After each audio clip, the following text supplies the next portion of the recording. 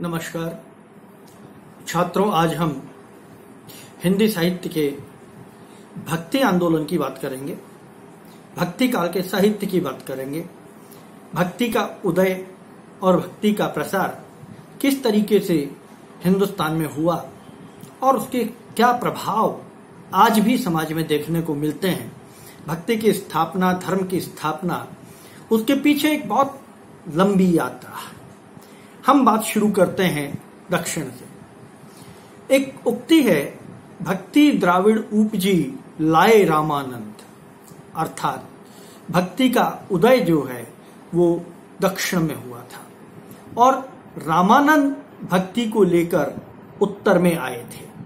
तो सबसे पहले हम ये समझें कि जिस भक्ति की हम बात कर रहे हैं वो भक्ति दक्षिण से आई है, उत्तर की ओर आई है और रामानंद उसको लेकर आए हैं। अब आलवार संप्रदाय दक्षिण का जो है वहां भक्ति ने जन्म लिया, वहां भक्ति पली बड़ी, पोषित हुई और धीरे धीरे उत्तर की ओर उसने प्रस्थान किया रामानंद जी के माध्यम से, संत रामानंद के माध्यम से। उत्तर में आते आते भक्ति जो है वो बहुत सारे धाराओं में प्रवाहित हो गई, बहुत सारे संप्रदायों में प्रवाहित हो गई, जिनमें से एक था रामानुज संप्रदाय। उसी दौरान भक्ति की धाराओं से दो धाराएं निकली। एक धारा थी निराकार भक्ति, निर्गुण भक्ति, एक धारा थी सगुण भक्ति, साकार भक्ति। निराकार भक्ति फिर अनेकों धाराओं में विभक्त हुई। विशेष रूप से दो धाराएं उसकी प्रमुख प्रचलित हुई, एक प्रेम मार्गी और एक ज्ञान मार्गी। ज्ञान मार्गी के प्रवर्तक रहे कबीर और प्रेम मार्गी के प्रवर्तक रहे मलिक मोहम्मद जायसी। दूसरी ओर सगुण भक्ति दो धाराओं में विभक्त हुई, एक राम भक्त काव्य धारा, एक कृष्ण भक्त काव्य धारा। इन दोनों के जो प्रमुख प्रवर्तक रहे, राम भक्त में तुलसीदास और कृष्ण भक्त में सूरदास, लेकिन कृष्ण भक्तों की परंपरा बहुत लंबी है और उस बहुत लंबी परंपरा में जो है मीरा, रहीम, रसखान, बहुत सारे कवि उसमें आ जाते हैं। तो एक लंबी परंपरा को लेकर कृष्ण काव्य परंपरा जो है वो वही प्रवाहित हुई। अब शुरू होता है ज्ञान मार्ग में संत परंपरा का उदय। संत हमेशा समाज सापेक्ष होता है, समाज को मध्य नजर रख वो अपने साहित्य का सृजन करता है। उसकी भक्ति में स्वार्थ नहीं होता। भक्ति मूल रूप से स्वार्थ के आधार पर स्वयं की मोक्ष की कामना से, स्वयं के उद्धार की कामना से, स्वयं के लिए ईश्वर प्राप्ति की कामना से भक्ति की जाती है। लेकिन ज्ञान मार्गी जो कवि थे उन्होंने परमार्थ के लिए भक्ति की और उनका मूल जो ध्येय था, जो उनका मूल माध्यम था, वो था उपदेश।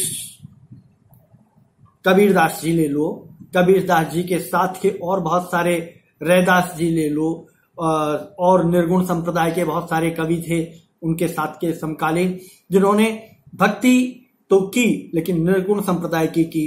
आगे जाके पंथों में डिवाइड हो गई। पंथों में दादू पंथ आ गया, आपका चरणदासी पंथ संप्रदाय आ गया, आपके लालदासी संप्रदाय आ गया, जिन्होंने भक्ति को निराकार भाव से किया। उनमें फिर बहुत सारे संत निकल गए ऐसे जो साकार में भी चले गए और निराकार में भी रहे, जिनकी भक्ति जो है वो दोनों तरफ रही। तो ऐसी संत परंपरा में, जो संत परंपरा दक्षिण से प्रारंभ हुई थी, आते आते दादू संप्रदाय में आई और दादू संप्रदाय में आके, दादू संप्रदाय के बहुत नीचे से संत में सुंदरदास जी, रजबदास जी, बहुत सारे संतों को उन्होंने उस भक्ति में जो सराबोर हुए और उन्होंने अपनी काव्य धारा से समाज को पथ दिखाया, समाज का पथ प्रदर्शन किया। साथ ही अपने जो भक्ति के मार्ग थे, अपने जो भक्ति के कारण थे, अपनी जो निज स्वार्थ थी, जिसके लिए मैंने कहा भक्ति एक निज स्वार्थ का विषय है, जिसमें व्यक्ति जो है अपने जो आध्यात्मिक जीवन को प्रशस्त करता है, लेकिन संत काव्य परंपरा में भक्ति परमार्थ को लेकर आगे बढ़ती है और उसका बहुत सारा हमें यहाँ पर देखने को मिलता है संत काव्य परंपरा में। तो हम बात कर रहे हैं निर्गुण संप्रदाय की, और निर्गुण संप्रदाय में संत कबीर प्रमुख स्थान पर आते हैं। और संत कबीर ने अपनी साखियों के माध्यम से, सधुकड़ी भाषा के माध्यम से, एकदम सटीक व्यंगों के माध्यम से समाज को दिशा दी। कबीरदास की वाणियों में, कबीरदास की साखियों में जो सबसे बड़ी चीज दिखाई देती है वो है निर्भीकता। तत्कालीन समाज को यदि हम देखें तो उस समय में इस्लाम का बहुत जबरदस्त प्रभाव था, लेकिन हिंदू मतावलंबियों का भी कोई कम प्रभाव नहीं था। दोनों बहुत प्रखर कट्टर धर्मावलंबी थे, और ऐसे समय में दोनों को आईना दिखाने का काम अगर कोई कर सकता था तो कबीर ही कर सकता था। और कबीर के पास खोने को कुछ था नहीं, इसलिए कबीर कहता था जो घर जाले आपनो आवे हमारे साथ।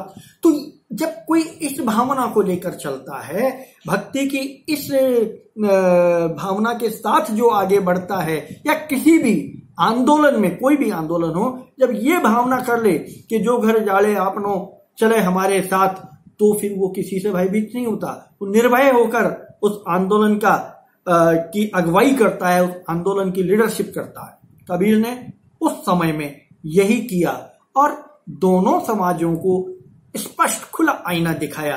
दोनों की बुराइयां, दोनों समाजों के आडंबर, दोनों समाजों की कुंठाएं, रूढ़ियां, उन सबको कबीरदास ने प्रस्तुत किया।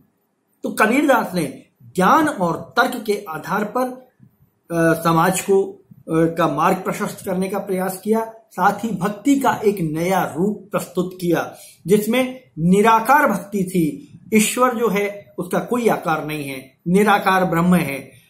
कबीरा कुत्ता राम का मोतिया मेरा नाम, गले राम की जेवड़ी जित खेचे तिजाम। आप देखिए कबीर ने राम का नाम लिया है, और बहुत सारे आलोचक जो हैं इस राम के नाम के आधार पर कबीर को जो है सगुण मतावलंबी मानते थे पहले।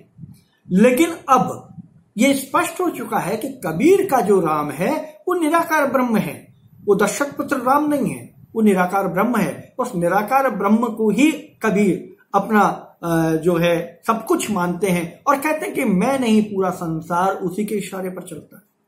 तो बच्चों देखो, ध्यान देने वाली बात है कि हम पढ़े पढ़ाए जो लिखे हुए हैं उनको पढ़कर उनके शब्दों के अर्थ पर न जाकर आलोचनात्मक दृष्टि से यदि हम उसका विश्लेषण करते हैं तो बहुत सारी बातें क्लियर होती हैं, निकल कर सामने आती हैं। ऐसे ही दादू दयाल तक आते आते निर्गुण भक्ति एकदम फिल्टर हो गई, बहुत बढ़िया तरीके से सबकी समझ में आ गई।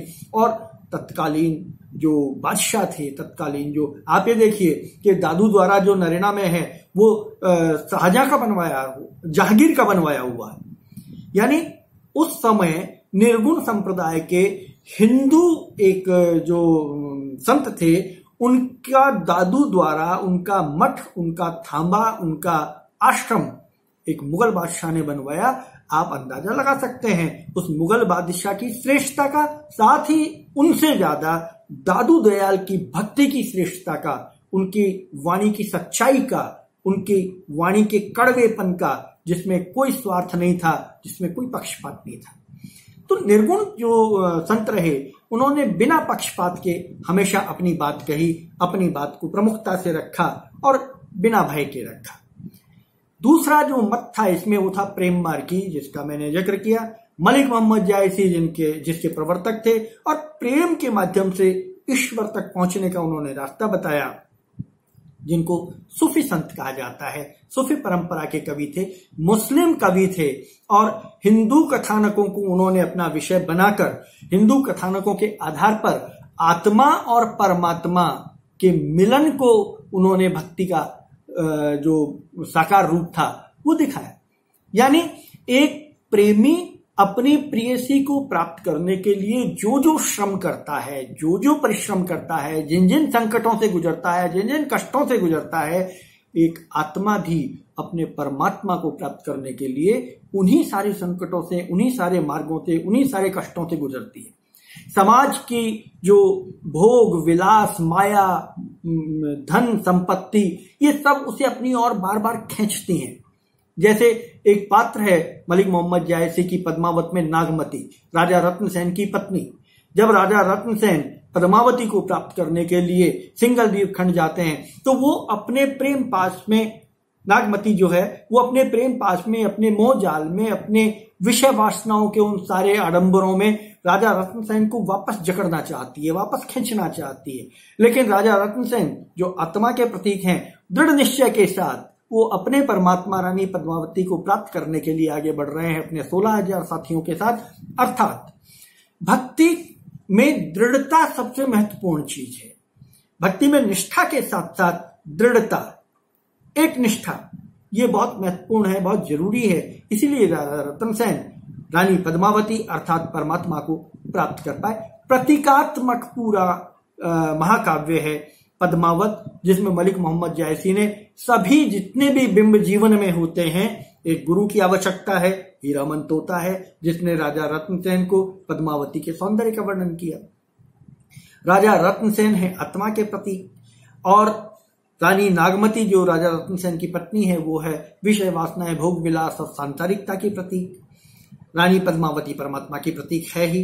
तो ये जितने भी बिंदु हैं और जितने भी इसमें कारण आए हैं, 16,000 जो साथी गए हैं उनके, वो हमारे तंत्रिका तंत्र, नाड़ी तंत्र की प्रतीक हैं जो एक साथ योग साधना में सिद्ध होते हैं, तभी ब्रह्म तक हम पहुंच पाते हैं। तो ये सारे प्रतीकात्मक हैं और प्रतीकों के माध्यम से जायसी ने बहुत खूबसूरत तरीके से भक्ति को, ईश्वर को, परमात्मा को प्राप्त करने का माध्यम बताया है प्रेम के माध्यम।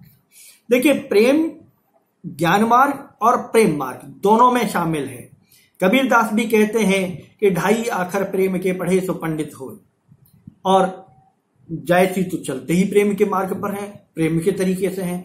तो बच्चों, जो ज्ञान मार्ग या प्रेम मार्ग या हम पूरा ले निर्गुण संप्रदाय जो है, वो समाज के बुराइयों, आडंबरों को समाप्त करते हुए भक्ति की और, भक्ति की श्रेष्ठता की ओर बढ़ता है। ये निर्गुण संप्रदाय का भाव है। सगुण संप्रदाय में पूर्ण रूप से भक्त जो है भगवान के अधीन हो जाता है। सूरदास भगवान के अधीन हो गए, मीरा भगवान के अधीन हो गई, रहीम भगवान के अधीन हो गए, रसखान तो संपूर्ण ही भगवान में समा गए। तो भक्ति में जो सगुण परंपरा के कवि हैं वो भगवान के अधीन हो जाते हैं। और तुलसीदास का तो कहना ही क्या है, तुलसीदास तो तुलसीदास ही, अर्थात उनकी और भगवान को अलग किया ही नहीं जा सकता। राम और तुलसीदास, तुलसीदास चंदन घिसे तिलक करे रघुवीर, अर्थात कि स्वयं जब तुलसीदास रामचरितमानस लिख रहे हैं, चंदन घिस रहे हैं, उस समय स्वयं भगवान आकर उनके चंदन से तिलक करते हैं। इससे अधिक और भक्ति की श्रेष्ठता क्या होगी। आज हमारे भक्तिकालीन साहित्य में अमूल्य रत्न पड़े हुए हैं, अमूल्य रत्न हैं, वो सारे के सारे कोहिनूर से कम नहीं।